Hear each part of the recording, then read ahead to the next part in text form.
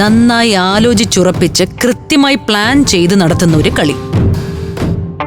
ഇതുവരെ ഉണ്ടായ തോൽവികൾ ഇനി ഉണ്ടാവരുത്.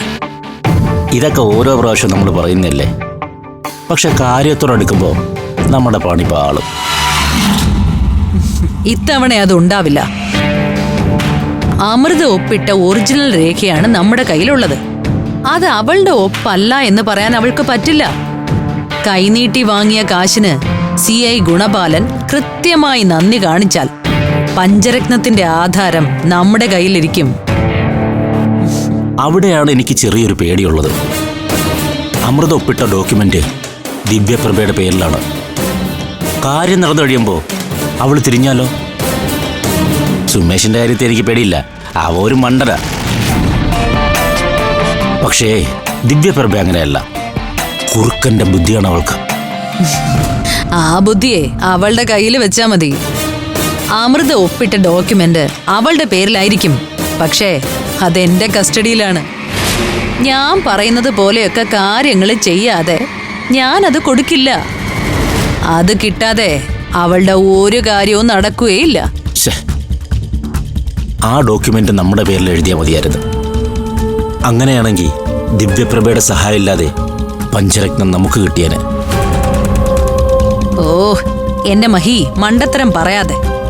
ഇമാതിരി ഒരു അന്യായം കാണിക്കുമ്പോ അതിന്റെ പഴി നമ്മൾ ഏൽക്കുന്ന എന്തിനാ? അത് ദിവ്യപ്രഭയ്ക്കിരിക്കട്ടെ, പഴി അവൾക്കും പഞ്ചരത്നം നമ്മൾക്കും. കൈ നനയാതെ മീൻ പിടിക്കുക എന്ന് കേട്ടിട്ടുണ്ടോ നീ?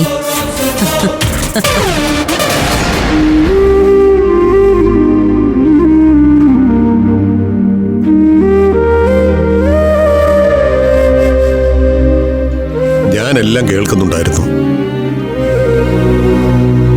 അഭിമന്യു പറയുന്നതിൽ എന്തൊക്കെയോ പൊരുത്തക്കേടുണ്ട്. നമ്മൾ അറിയാത്ത എന്തോ സംഭവിച്ചിട്ടുണ്ട്, ഉറപ്പാ.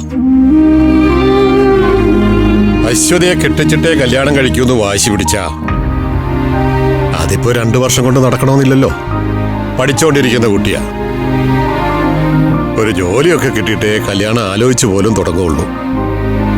ഒരു ജോലി കിട്ടി സ്വന്തം കാലിൽ നിൽക്കാതെ കല്യാണം ആലോചിക്കുന്ന പ്രശ്നമില്ലെന്നാ അവൾ എന്നോട് പറഞ്ഞത്. കൃഷ്ണൻ പറയുന്നതിൽ കാര്യമുണ്ട്. അഭിമന്യുവിന്റെ മനസ്സിൽ വേറെന്തോ ഉണ്ട്. അതെന്താണെന്ന് അമൃതയ്ക്ക് അറിയുകയും ചെയ്യാം. രണ്ടുപേരും കൂടി ഒത്തുകളിക്കുക. മറ്റെന്തോ കാരണമുണ്ടെന്ന് എനിക്കും തോന്നുന്നു. എന്ത് കാരണമായാലും അത് അമൃതേച്ചിയോട് ഡിസ്കസ് ചെയ്തിട്ടുണ്ട്. പ്രശ്നങ്ങൾ പറഞ്ഞു തീർക്കാനാ രണ്ടുപേരെ അവിടെ വിട്ടിട്ട് പോകുന്നത്. പക്ഷെ ഞങ്ങളോട് പറയാനുള്ള ന്യായം ഉണ്ടാക്കുമായിരുന്നു രണ്ടുപേരും കൂടി.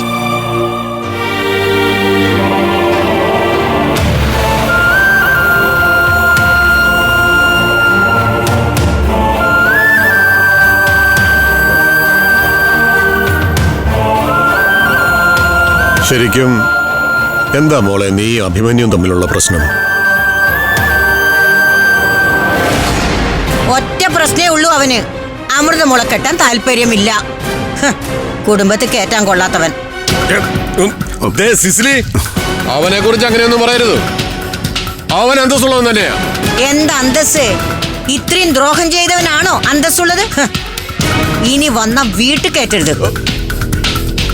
ഇതൊക്കെ പറയാൻ ഈ വീട്ടിലെ ആരാ നിങ്ങള്? ഇത് കുടുംബ പ്രശ്നം, അത് ഞങ്ങൾ തീർത്തോളാം. ഓ, ജോലിക്കാരി ആ പണി ചെയ്താ മതി. അല്ല, ഇതൊക്കെ ചോദിക്കാൻ ഈ വീട്ടില് നിങ്ങളാരാ? ഞാൻ എന്റെ മോന്റെ കാര്യമാണ് സംസാരിക്കുന്നത്. ഏത് മകൻ? സ്വന്തം അച്ഛനെ നേരിട്ട് കാണാൻ പോലും ഇഷ്ടപ്പെടാത്ത ആളാണോ മകൻ? അഖിലേ, എന്നെ ശാസിക്കേണ്ട ചേച്ചി. കാര്യം പറയുമ്പോ എന്റെ വായടിപ്പിച്ചിട്ട് എന്താ കാര്യം? അഭിയേട്ടന് ചേച്ചിയെ കെട്ടാൻ താല്പര്യമില്ലാന്ന് ഉറപ്പാ.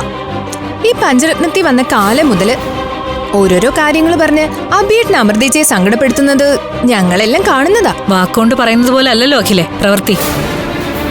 എത്രയോ വിഷമം പിടിച്ച സാഹചര്യങ്ങളിൽ നിന്നും അഭിയെ രക്ഷപ്പെടുത്തിയിട്ടുണ്ട്. അതൊക്കെ മറന്നുപോകുന്നത് നന്ദികേടാ.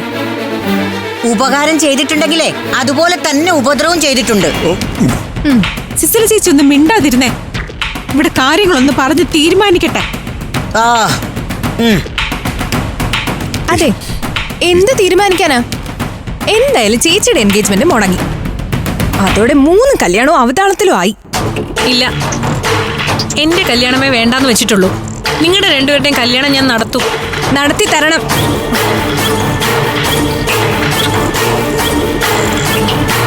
അത് കല്യാണം കഴിക്കാനുള്ള അതിയായ മോഹം കൊണ്ടൊന്നും അല്ല, ഈ നരകത്തിൽ നിന്ന് രക്ഷപ്പെടാനുള്ള ആഗ്രഹം കൊണ്ടാ.